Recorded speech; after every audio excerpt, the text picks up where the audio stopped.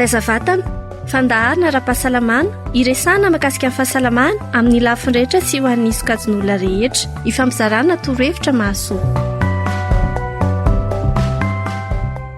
Falmerabantsika rehetra indray izay manaraka ny fandaharana taizavatana eto amin'ny 13:30. Mbola anaty lohahevitra mila mijery maso hatrany isika izay arahana amin'ny Dr Fidy Barniaina avy eo amin'ny klinika Fidy Ambatomainty.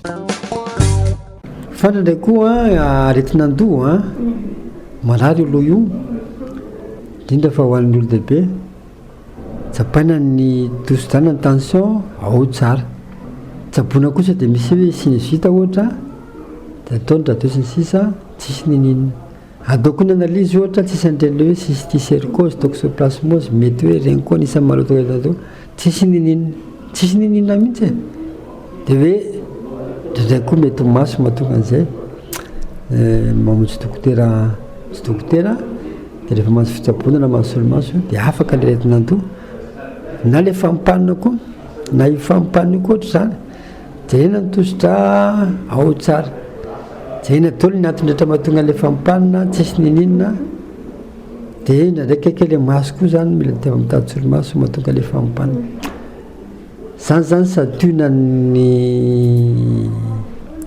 fisehoan-javatra eo fahasalamana mety mahatonga antsika hamonjy dokotera dia misy moa zany ndraindray dokotera tsotra aloha natonina ohatra hoe zavatra voalazana teo dia avy eo ny dokotera tsotra miteny hoe tena mila manao solomaso ty mamonjy dokotera na maso mety foana zany zay alena dokotera tsotra mety foana avy eo ny dokotera tsotra miteny manao mila dokotera spécialiste mikasika maso mihitsy izy ty ohatra satria dokotera tsotra resaka zany zao ohatra zao hoe misy karazany amin'ireo tany saiko ireo zany mety dokotera tsotra dia afaka manao an'ilay izy.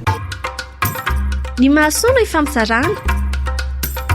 Retention d'eau asolo indray no resantsika atao amin'ny tapany faharoa fandaharana dia ny mahasoa no ifampizarana izany.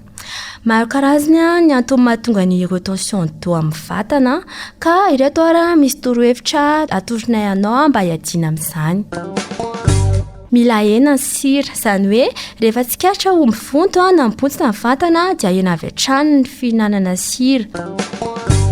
Mila hena ny fihinanana sira rehefa tsikaritra ho mivonto sy mibontsina ny vatana dia hena avy hatrany ny sira hanina ary rehefa eo an-databatra iny koa ianao dia tsy tsara ny manampy sira fa aleo izay sira nataonao tany am-boalohany iny ihany no ampiasainy. Fa raha toa kosa ka tena tsy mahafapo anao ilay tsiron-tsakafo dia aleo mampiasa ireny hanitra toy ny dipoavatra na curry ireny. Mila tandremana ihany koa ny régime.